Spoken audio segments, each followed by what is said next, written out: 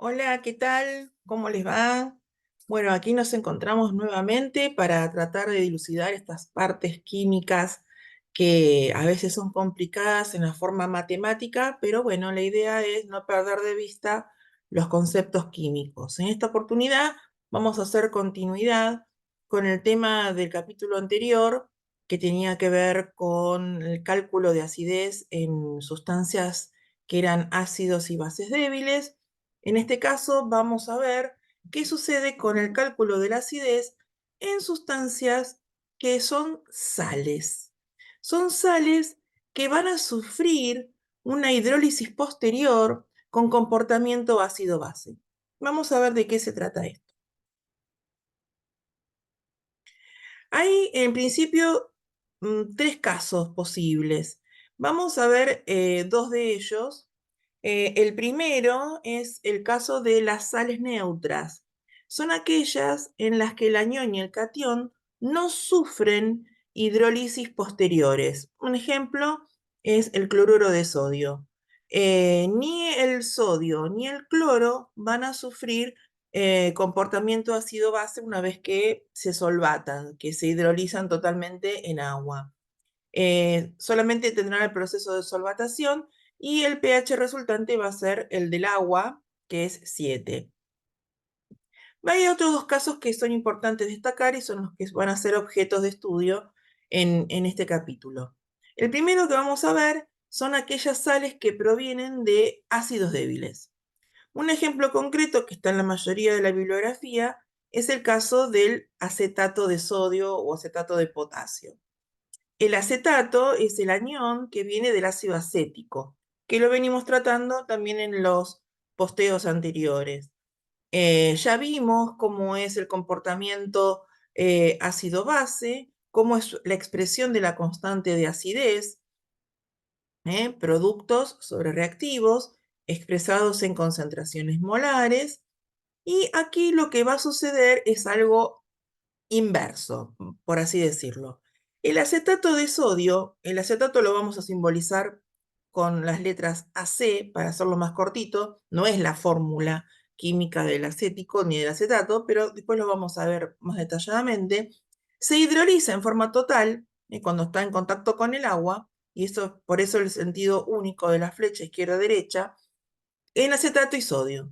El acetato no va a formar ni hidróxido ni otra especie ácido-base, pero el acetato sí, es el que va a continuar haciendo un proceso ácido-base.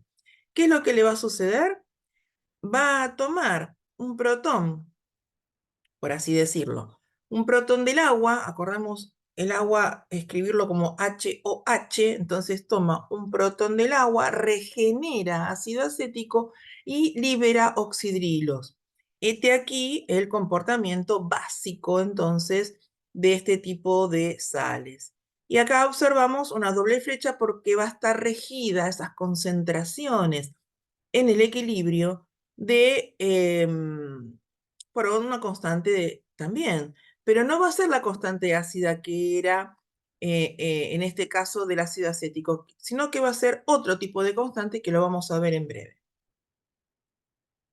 La reacción va a venir determinada por esta constante de equilibrio del acetato más agua que va a formar o vuelve a regenerar ácido acético y libera oxidrilos. Esta constante, vamos a ver cómo se calcula. Si nosotros ponemos la expresión de esta constante como productos sobre reactivos, en un paso siguiente podemos pasar multiplicando esta concentración molar del agua, que es constante, a esta constante de acá, y nos queda esta expresión, ¿sí? El ácido acético por oxidilo dividido el acetato. A esta constante se la va a llamar constante de hidrólisis. Y un artilugio matemático, si multiplicamos y dividimos por la concentración de protones, aquí obtengo la constante del agua y esta es la constante inversa de la acidez del ácido acético. Por lo tanto, para calcular la constante de hidrólisis, que es la constante en este sentido, ¿sí?, de producción del ácido acético, Resulta que es la K-Water, 10 a la menos 14, dividido la constante de acidez asociada al ácido acético, ¿sí? La que conocemos antes de 1,8 por 10 a la menos 5. Esta es la manera de calcular las constantes de hidrólisis, cuando están ocurriendo los procesos inversos. Por ejemplo, vamos a traducir los números. Les pide, por ejemplo, calcular el pH y el pOH de una solución con una concentración determinada de sal, 0,05 molar, en este caso acetato de sodio, y que se planteen todas las reacciones y equilibrios involucrados. Bien, lo primero que va a suceder es la hidrólisis de la sal, ¿sí? O sea, se parten acetato por un lado y potasio por el otro. ¿Cuánto voy a obtener de cada especie química? Lo mismo que partió inicialmente, 0,5 y 0,5. A partir de acá empieza el tratamiento del equilibrio del acetato. Entonces, en el equilibrio voy a tener 0,05 menos X, que esta X es la que va a formarse de ácido acético y de oxidrilos. En este tratamiento, acá ponemos la doble flecha, va a estar regida esas concentraciones en el equilibrio por la constante de hidrólisis, que la calculamos como la concentración molar en el equilibrio del ácido acético por la del oxidrilo dividido la concentración en el equilibrio del acetato. ¿Cómo calculamos la constante de hidrólisis? En este caso puntual, como la K-Water, 10 a la menos 14, dividido la constante de acidez del ácido acético, redondeando 2 por 10 a la menos 5. Este cociente nos da un valor de 5 por 10 a la menos 10. Con estos valores voy a hacer el mismo tratamiento matemático que veníamos haciendo en los capítulos anteriores de ácido-base débiles, ¿sí? Considerando que esta X en la resta es despreciable frente a la concentración inicial y a la constante, entonces puedo despreciarla. Voy a calcularlo de esta manera, x cuadrado sobre c, hago el despeje para obtener oxidrilos. En este caso, los oxidrilos van a venir dados por la constante de hidrólisis, que es 5 por 10 a la menos 10, por la concentración inicial, que es 0,05. Eso me da un valor, todo esto es raíz cuadrada, 5 por 10 a la menos 6 molar. No nos olvidemos de las concentraciones, ¿sí? Por lo tanto, el pOH en este caso va a ser 5,3, y como me pedían también el pH, entonces hago 14 menos 5,3, el pH es 8,7. Claramente, estas sales que provienen de ácidos débiles tienen comportamientos básicos, generalmente superiores a 8, por supuesto, dependiendo de la concentración. Entonces, para sales que provienen de ácidos débiles, que es el anión, el que vamos a encontrar un comportamiento básico. Vamos a ver qué sucede con las sales que provienen de bases débiles. ¿Cómo es el comportamiento? Lo que vimos en el capítulo anterior era el comportamiento básico del amoníaco. Bueno, ¿qué le sucede a una sal que viene del amoníaco? ¿Qué parte del amoníaco va a participar en esta sal? El amonio, el NH4. Entonces va a formar, por ejemplo, cloruro de amonio. Es común encontrar estas sales en tratamientos de algunas soluciones. Bueno, ¿qué sucede acá? ¿Qué es lo que vamos a encontrar? Esta sal se va a disociar completamente. Por un lado vamos a tener el cloruro, por otro lado vamos a tener el amonio. Al cloruro no va a pasar nada porque se va a solvatar y no tiene comportamiento ácido-base, pero sí el que va a participar de la hidrólisis va a ser el amonio. ¿Qué va a suceder con el amonio? Va a soltar este protón, ¿sí? Lo va a soltar, va a contribuir a los protones que había del agua y va a volver a generar amoníaco. ¿Qué está sucediendo acá? Está liberando protones, entonces el comportamiento va a ser ácido, ¿sí? Es al revés. ¿Qué constante está rigiendo esta reacción? Que es la inversa de la disociación del amoníaco. Es la constante de hidrólisis. Y va a venir dada por K-Water dividido la constante de basicidad del amoníaco. Esa es la que tenemos de datos siempre en el problema. Bueno, la expresión va a ser amoníaco por la concentración de protones, todo en el equilibrio, concentración molar, dividido la concentración en el equilibrio del catión amonio. Como venimos viendo hasta ahora, es x cuadrado sobre c menos x. Despreciamos si podemos, si la diferencia entre la K y la C es mayor a 2 órdenes, despreciamos esta C y hacemos el mismo tratamiento como veníamos viendo. Veamos un ejemplo concreto con números. Calcular el pH y pH en una solución de 0,05 molar de cloruro de amonio y plantear todas las reacciones involucradas. Yo tomé un caso particular que es repetir en la misma concentración del problema anterior con el acetato de sodio, a ver cómo influye en el pH, teniendo en cuenta que la constante de basicidad del amoníaco es realmente muy parecida al acetato y de hecho lo tomo con el mismo valor para ver cómo es el comportamiento en este sentido. El planteo es el mismo, C menos X, XX, acá ya está rigiendo la constante de hidrólisis, la estoy planteando acá, y hacemos las cuentas de la misma forma que antes, pero ahora el 5.3 que voy a calcular es la concentración molar de protones, es lo que venía dado en el otro problema, antes calculábamos el pH, ahora nos sale el pH, y el pH va a venir dado por el 14 menos 5.3. Entonces, claramente, este tipo de sales que vienen de bases débiles tienen comportamiento ácido, ¿sí? Por debajo de 6. ¿Sí? Así que eso es lo que vamos a anotar. Bien, espero que la parte matemática vean que se resuelve de la misma manera. Lo importante es plantear dónde estamos parados con este tipo de comportamientos, ¿sí? Y cuándo plantear la constante de hidrólisis y cómo calcularla, ¿sí? Tener en cuenta esto, que creo que es lo más importante para no marearse con las cuentas y ven que esto se va repitiendo sistemáticamente. Bien, el otro tema que nos faltaría ver respecto de todo el tema soluciones es lo que se llama las soluciones reguladoras o buffers. ¿Qué son estas soluciones? Son soluciones que se fabrican, vamos a decir, se elaboran de manera intencional para mantener el pH en un rango determinado sin que se modifique por la adición muy pequeña de oxidrilos o protones, o sea, ácidos o bases en muy pequeñas concentraciones, tal que esa solución permanezca más o menos constante en su acidez, ¿sí?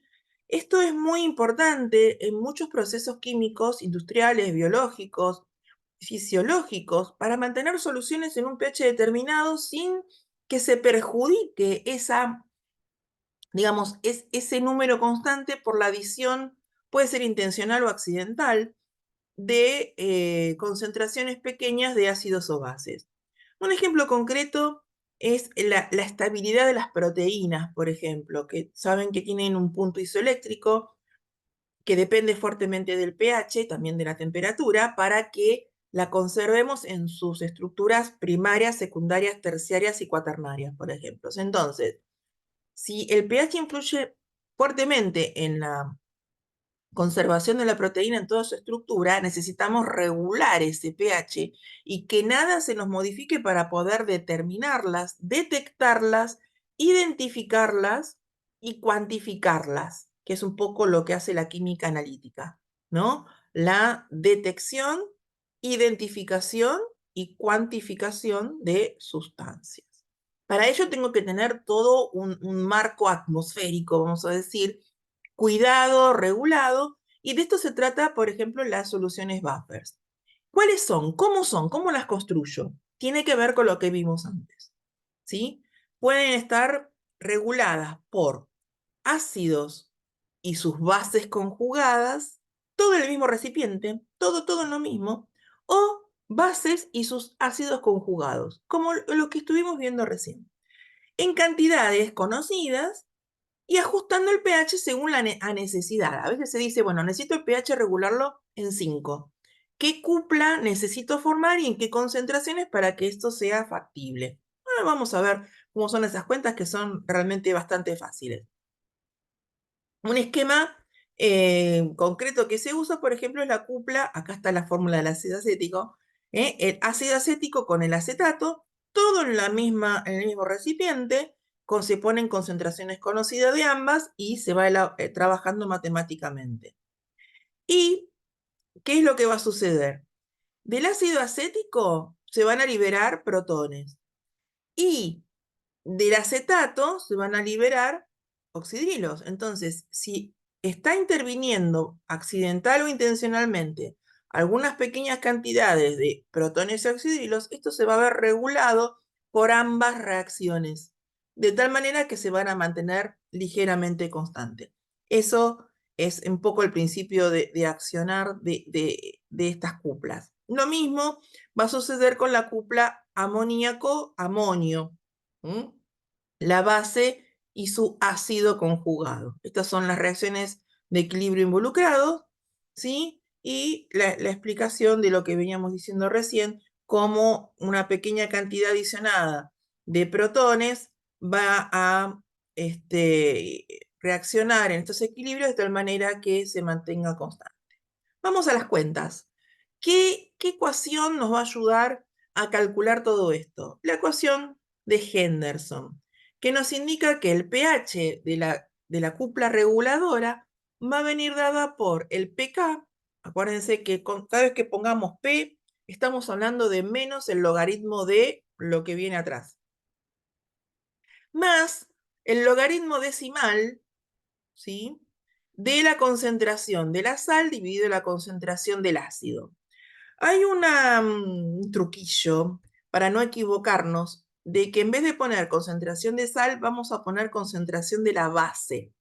Si ponemos concentración de la base dividido concentración del ácido, en cualquiera de las dos cuplas que trabajemos, no nos vamos a equivocar al asignar las concentraciones en el numerador o en el denominador. Aquí está la trampa y en bibliografía generalmente figura la sal, pero háganme caso que con esto funciona bárbaro y no se van a equivocar. Pongan concentración de la base dividido concentración del ácido.